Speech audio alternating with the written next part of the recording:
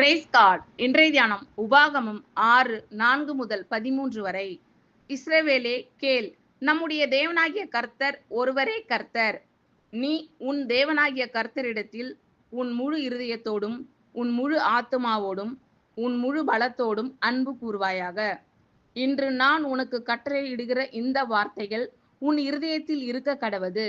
நீ அவைகளை உன் பிள்ளைகளுக்கு கருத்தாய் போதித்து, நீ உன் வீட்டில் உட்கார்ந்திருக்கிற போதும், வழியில் நடக்கிற போதும், படுத்து கொள்கிற போதும், எழுந்திருக்கிற போதும் அவைகளை குறித்து பேசி, அவைகளை உன் கையின் மேல் அடையாளமாக கட்டி கொள்வாயாக. அவைகள் உன் கண்களுக்கு நடுவே ஞாபக குறியாய் இருக்க கடவது. அவைகளை உன் வீட்டு நிலைகளிலும் உன் வாசல்களிலும் எழுதுவாயாக.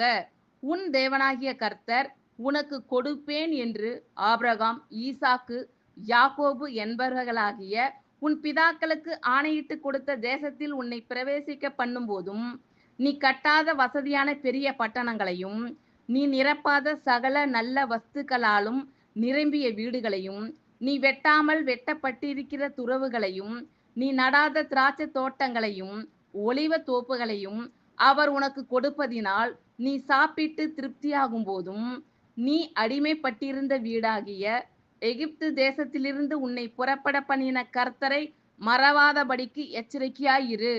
உன் தேவனாகிய கர்த்தருக்கு பயந்து அவருக்கே ஆராதனை செய்து அவருடைய நாமத்தை கொண்டே ஆணையிடுவாயாக. ஆமீன். Thank you Lord.